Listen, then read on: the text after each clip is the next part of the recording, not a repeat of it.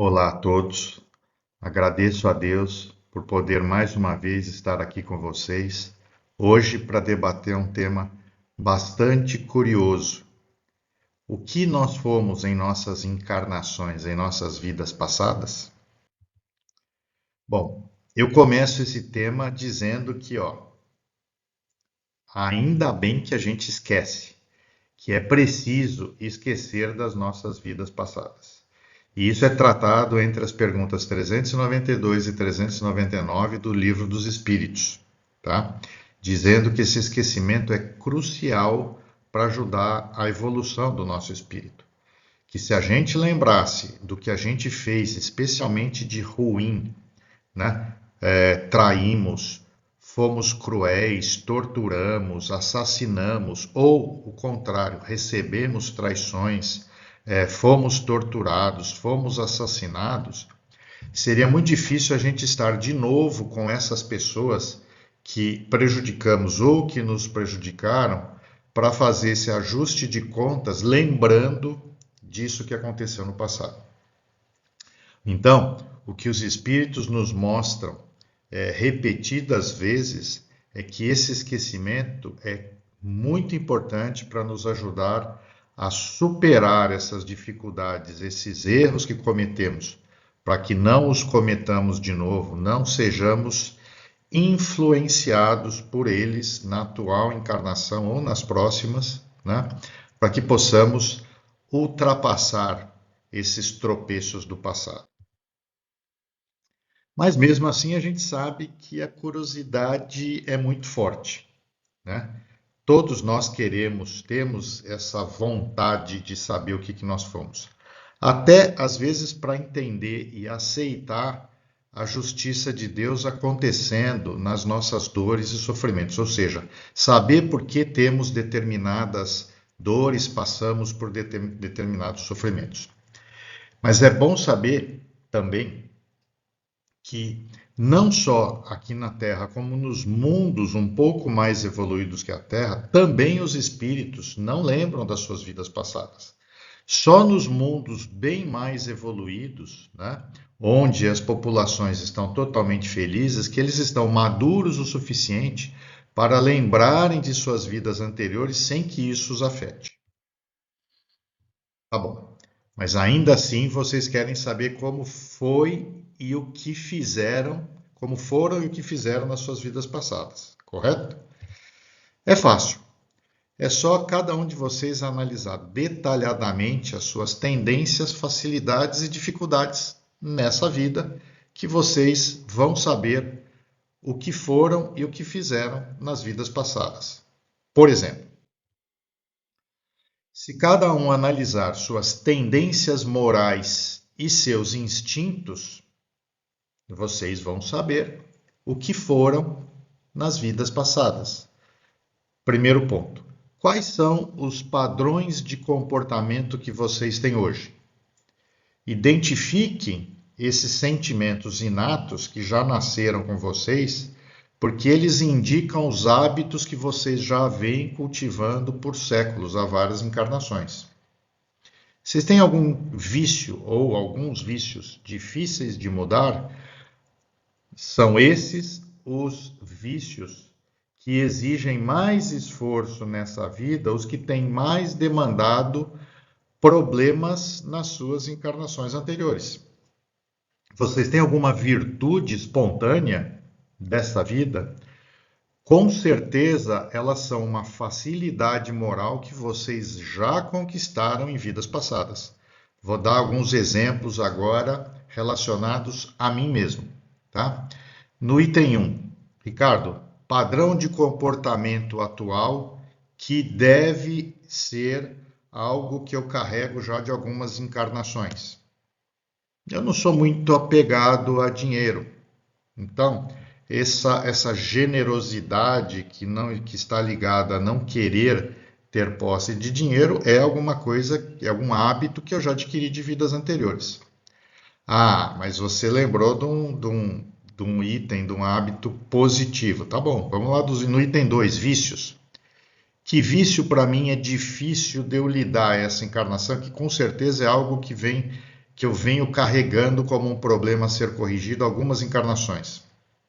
Vontade de querer me destacar, essa vaidade que eu sinto que eu tenho, que é algo complexo para eu trabalhar, né? E que virtude eu tenho espontânea? Bom, eu costumo ser indulgente com os erros das pessoas. Então, isso provavelmente é algo que eu já conquistei, né? Com relação a aptidões e facilidades intelectuais, um talento nato, uma facilidade incomum que acontece, que eu percebi comigo mesmo, eu já vou comentar aqui, mas eu consegui aprender uma outra língua, o espanhol, muito rápido, né? E ainda ligado a isso, o interesse profundo que eu tenho, né, por outras culturas, outras épocas, é, a própria gosto, atração que eu tenho pela arquitetura, pela cozinha espanhola, né, por artistas espanhóis. Então, isso é uma mostra de que eu tenho um vínculo de vidas passadas com a Espanha, né, com o espanhol, com essa cultura que eu devo ter vivido lá. Além disso, e se a gente for analisar as nossas aflições atuais? Então, eu tenho alguns desafios de nascença, alguma limitação física, financeira, familiar, que podem explicar expiações ligadas ao mau uso da minha liberdade, do meu livre-arbítrio no passado. E outra coisa, causas atuais versus causas passadas. O Espiritismo divide os sofrimentos entre aqueles criados pelo nosso livre-arbítrio, pelas nossas escolhas de hoje e aqueles que vêm do passado, né? Então, trazendo aqui como exemplo o meu caso. Eu sempre, naturalmente, tive uma timidez, né? Que deve vir de mau uso, vergonha, do que eu devo ter feito, agido no passado. E foi muito difícil, foi um obstáculo quando eu era mais novo lidar com essa timidez, né? Outra questão, para também a gente não achar que é tudo só de vidas passadas, né? A minha vida financeira ao longo, estou com 62 anos, até agora eu tive baixos seguidos de altos, né? E eu sei que esses altos e baixos foram necessários, até porque numa fase da minha vida que eu tive um período de alto na minha vida financeira mais prolongado, eu falhei. Então, ainda bem que eu tenho esses altos e baixos, porque deve ser uma questão que eu já tinha lidado mal em vidas passadas, né?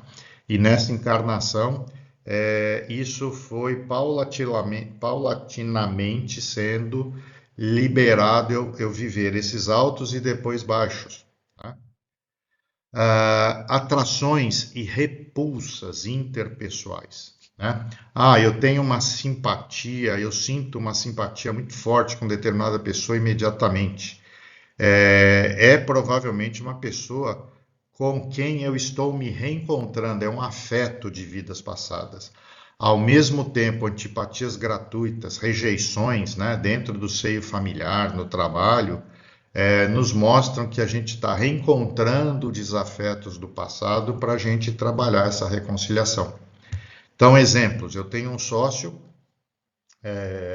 na minha empresa com quem eu me abro, eu tenho uma empatia muito mais forte do que eu tenho com meus irmãos. E, paralelamente, eu já tive em outra empresa sócios que eu instintivamente lidei, trabalhei, convivi, mas eu mantinha a minha família distante, né? Talvez sentindo que existisse um perigo nessa aproximação muito forte, ou uma proteção, sem eu saber explicar bem por quê. Tanto que esses sócios, essas sociedades acabaram, né, ao longo do tempo. Bom, então a gente viu que se a gente se investiga, a gente descobre como a gente foi, né? Correto? Vamos lá. Alguns exemplos. E antes de falar desses exemplos, por que que isso acontece? Acontece porque o Espiritismo está sempre nos ensinando que nada acontece por acaso. Uma folha não cai sem que seja por vontade de Deus, né? Tudo está ligado à lei de causa e efeito. Então, numa encarnação passada, eu abusei da força física que eu tinha. Provavelmente, nessa encarnação, numa encarnação seguinte, eu vou vir com um corpo débil, frágil, debilitado. Numa encarnação passada, eu iludi muitas pessoas, deixando-as infelizes. Eu vou ter uma experiência enfrentando a solidão, o abandono e as lágrimas. Eu traí meu cônjuge no passado, eu vou vivenciar a infelicidade conjugal numa próxima encarnação. Eu tive riqueza e fui sovina, fui mão de vaca, eu vou vir na miséria. Eu me suicidei, eu vou vir com deformidades ou danos nos órgãos afetados pelo suicídio. Se eu dei um tiro no ouvido, eu vou vir com problema de audição, alguma coisa relacionada, né?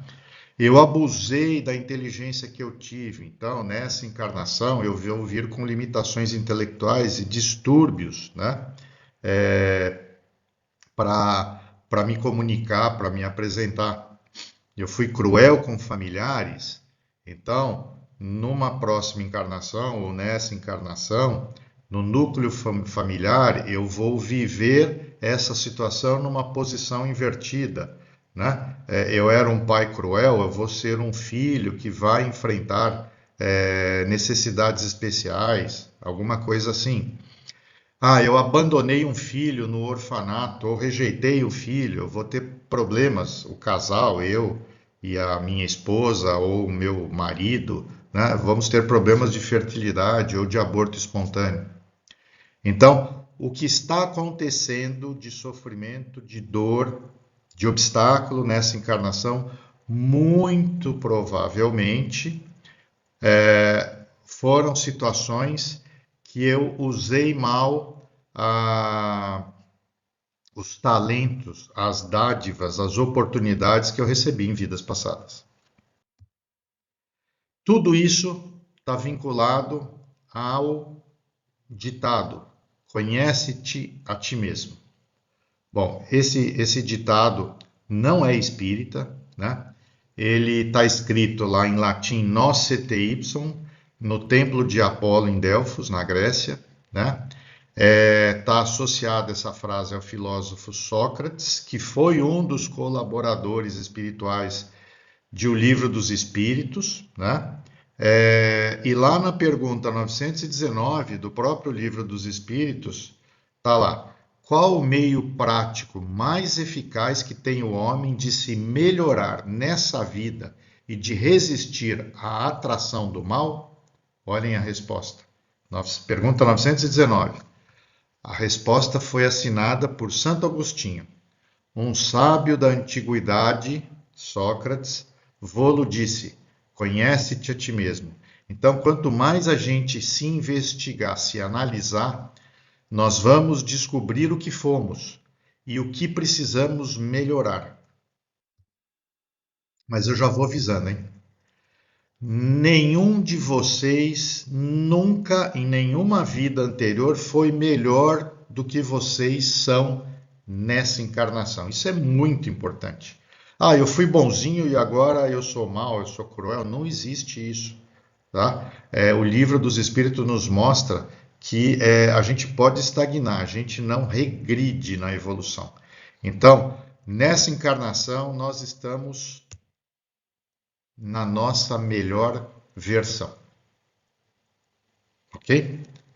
Bom, vamos ver então agora alguns exemplos da necessidade desse esquecimento de vidas passadas, com mais detalhe. Primeiro ponto, precisamos esquecer para não lembrar das causas normalmente cruéis e perversas de nossas expiações, o que poderia nos intimidar, constranger ou impedir o aprendizado, como eu falei lá no começo. Está aqui um exemplo.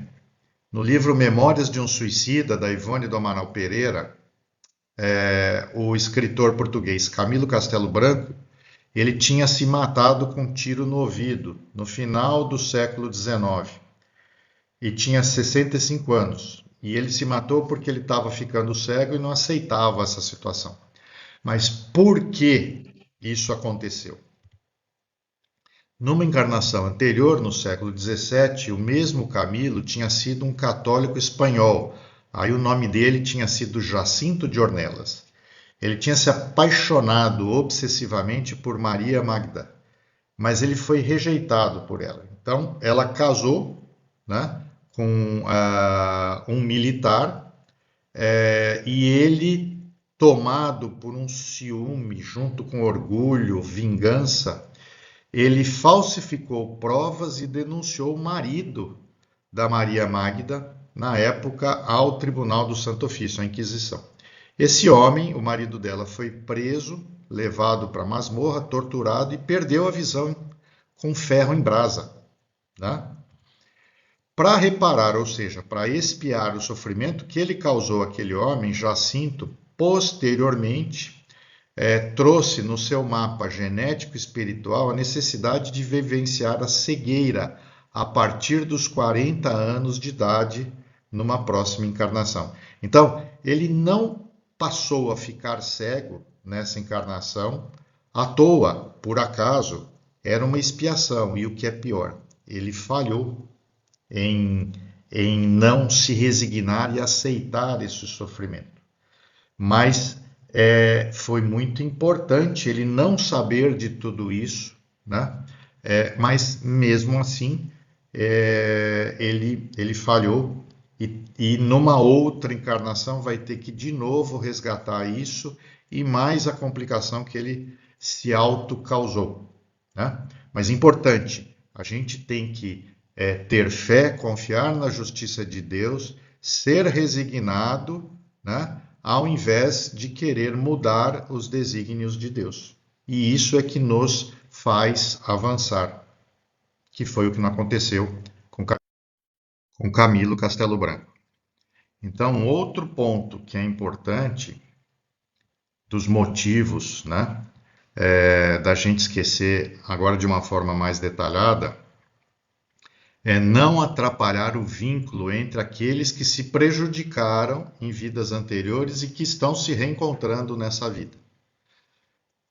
No livro Renúncia de Emmanuel, psicografado pelo Chico, nós temos a história do Antero de Oviedo. Ele era primo irmão da Madalena Villamil e ambos tinham crescido juntos na Espanha. As famílias dos dois primos queriam muito que eles se casassem. No entanto, Madalena apaixonou-se perdidamente quando conheceu Cirilo Davenport. Rejeitado por Madalena, Antero transformou o seu amor por ela em orgulho ferido. Ele aliou-se a Susana, que era uma prima do Cirilo Davenport e era apaixonada por ele. Então, Antero e Susana se aliaram para perseguir, caluniar e separar o casal Cirilo e Madalena. Porém, o casal se casou, né? E logo em seguida ao casamento, a Madalena já ficou grávida de Alcione. Depois do casamento, eles viviam na França, Cirilo teve de ir para os Estados Unidos para trabalhar lá. E a Madalena ficou na França, onde ela adoeceu. Então, Antero e Susana, em conluio, inventaram a morte de Cirilo, a morte falsa de Cirilo para Madalena e a morte falsa de Madalena para Cirilo, separando o casal em definitivo até o fim das encarnações de ambos. Envolvido com jogos e prazeres mundanos, Antero, que tentou casar com Madalena e ela não quis, logo depois ele faleceu e ficou alguns anos no umbral. Para expiar o mal que ele causou, Antero reencarnou como Robbie, que era o filho deficiente de um casal de escravos de um vizinho da Madalena. Para que o Robbie não fosse morto, porque naquela época filhos deficientes de escravos eram descartados, o Robbie foi adotado por Madalena, justo aquela a quem ele ajudou a destruir o casamento. E a Madalena se tornou a mãe de coração do Robbie, com Alcione sendo a irmã dele por toda a encarnação. Né? Então imagina se o Robbie e a Madalena soubessem o que tinha acontecido entre ambos em encarnação anterior, ou a situação, no caso da Madalena, na mesma encarnação, se ela iria abrir o coração e conseguir recepcionar esse filho do coração, né, com tanto amor e carinho como ela o fez. Além disso, um outro ponto importantíssimo para o esquecimento é para evitar a loucura, né? Dos encarnados.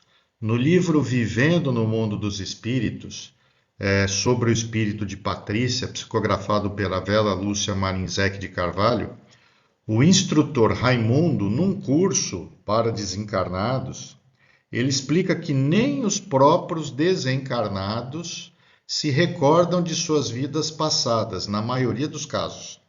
Somente aqueles poucos que estão aptos, e se isso lhes for útil, irão se lembrar. Então, aquele negócio, não, eu desencarnei, pronto, eu já lembro tudo. No nosso estágio de evolução aqui, né, dos espíritos que estão no planeta Terra, isso é muito difícil. O instrutor explica exemplos dessa utilidade de recordar, como se fosse parte de uma terapia. Então, nos casos que é necessário, aí sim existe a lembrança. É o caso de algumas pessoas que têm tendência ao suicídio. Talvez, sabendo um pouco do que elas sofreram quando se suicidaram em vida passada, elas lutem contra essa tendência e tentem superar a vontade de se matar numa próxima vida. Também há pessoas com traumas, que a lembrança pode amenizar esses traumas, né? Mas tem o outro lado da moeda. Muitas recordações, lembranças em espíritos imaturos podem levá-los à loucura, né? Então imagina você, um espírito que não está bem preparado, conviver com lembranças ruins, né? Inclusive isso é muito usado por obsessores, né? Que tentam fazer essas lembranças gerarem dúvidas nos obsediados para que eles fiquem doentes, num primeiro momento espiritualmente, para num segundo momento até afetando o cérebro físico. Então vale lembrar que o sofrimento, estou falando muito aqui de sofrimento, etc., como ele é importante, como ele é um grande professor para todos nós, ainda mais no nosso estágio, né? Estamos no mundo de provas e expiações, mas lembrando que o sofrimento que nos faz evoluir, que nos faz crescer, é o sofrer com resignação, nunca com revolta e perda de confiança em Deus e em sua justiça, porque aí o sofrimento não ajudou e nós vamos ter que passar por aquilo de novo. Mas, Ricardo, a psicologia não trabalha nessa identificação do que a gente foi, do que nos aconteceu em vidas passadas? Essa pergunta normalmente está relacionada à terapia de vidas passadas. Eu vou responder então. A psicologia atua ou não atua nessa lembrança de vidas passadas? Sim e não. A psicologia transpessoal, que é uma vertente da psicologia que estuda a espiritualidade, a consciência e os estados que vão além do ego, por isso que o prefixo trans, né, que é além de, sim, a psicologia transpessoal trabalha com terapia de vidas passadas, também chamada de TVP. Porém, a comunidade científica e os órgãos reguladores, o Conselho Federal de Psicologia, consideram a psicologia transpessoal como uma pseudociência, uma vez que a teoria da reencarnação ainda não está validada pela ciência. Porém, a psicologia transpessoal já é aceita como campo de pesquisa, inclusive nas nossas universidades. Por exemplo, a Universidade Federal de Santa Catarina tem disciplinas eletivas de graduação e pós-graduação em psicologia transpessoal. Então, a ciência está, inclusive a ciência formal, né, ela está evoluindo e ela vai tender a aceitar o nosso lado espiritual e os estudos de tudo que está vinculado ao nosso lado espiritual. Mas, então, os centros espíritas podem fazer ou usar TVP? Não. Por exemplo, o recém-desencarnado médium Divaldo Pereira Franco, ele, numa entrevista, ele foi enfático em dizer que não existe vínculo entre terapia de vidas passadas e doutrina espírita, tá? Lembrando que o espiritismo não é dono do tema reencarnação. Reencarnação é aceito por diversas religiões, né? Então, o que o Divaldo muito bem explica é que os próprios bons espíritos sugerem muitas alternativas para nós tentarmos nos curar, nos tratar, como homeopatia, alopatia, acupuntura, cromoterapia, cristalterapia e TVP. Mas isso não é espiritismo. Por isso que temos que separar tudo isso do centro espírita. No centro espírita, o tratamento que deve ser feito é o que a gente já conhece: desobsessão, água magnetizada, passe, atendimento fraterno e a evangelização. O resto tem que ser feito fora do centro espírita, inclusive porque algumas dessas técnicas, né, que podem ser positivas, podem ajudar, né, mas nem sempre resolvem e têm que ser usadas por profissionais treinados nelas, né? É a mesma coisa, vamos usar homeopatia ou alopatia por alguém que está nos receitando e não tem formação em medicina. Tá? Ah, não, então não tem formação em medicina, mas está no centro espírita e daí pode. Cuidado, não é isso que a gente tem que preconizar nos centros espíritas. Então, identificar o mal, né, e definir como vai ser tratado, inclusive se vai ser com terapia de vidas passadas, tem que ser por um profissional treinado e de preferência não, a recomendação é fora do centro espírita, sabendo que não é uma técnica infalível, pode ajudar ou pode até atrapalhar, né? Mas o que eu queria colocar aqui como uma conclusão de tudo isso, né? Mas o tema era se a gente pode lembrar e o que a gente foi em vidas passadas. A nossa evolução não depende de lembrar quem fomos e o que fizemos, mas ela implica em tentarmos ser melhores a cada dia. Isso é o mais importante. E para finalizar, eu deixo uma estrofe para vocês: fazer o bem sem ver a quem e amar sem nada em troca esperar. Muito obrigado. Nesse instante, peço que elevemos o nosso pensamento ao mais alto, nos conectando com todos aqueles que vêm até nós em nome de Jesus. Prece de Cáritas. Deus, nosso Pai, que sois todo poder e bondade, dai força àqueles que passam pela provação. Dai luz àqueles que procuram a verdade. E ponde no coração do homem a compaixão e a caridade. Deus, dai ao viajante a estrela guia, ao aflito a consolação, ao doente o repouso.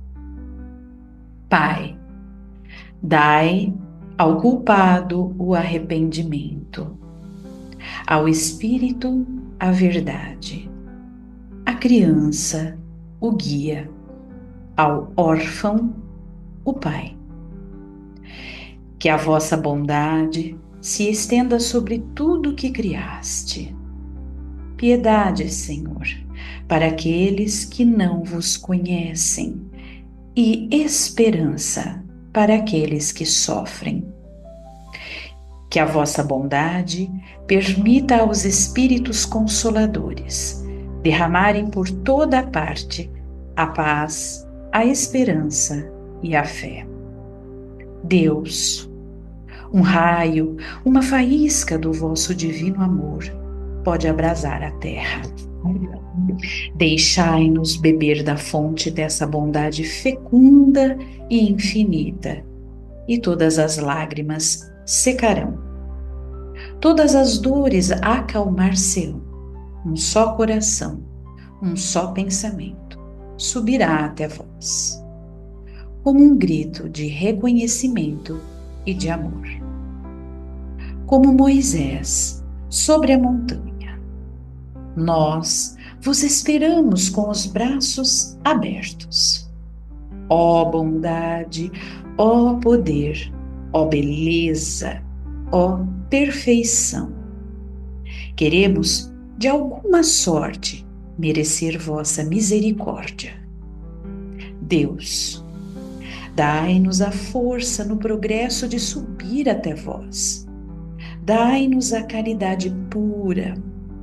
Dai-nos a fé e a razão.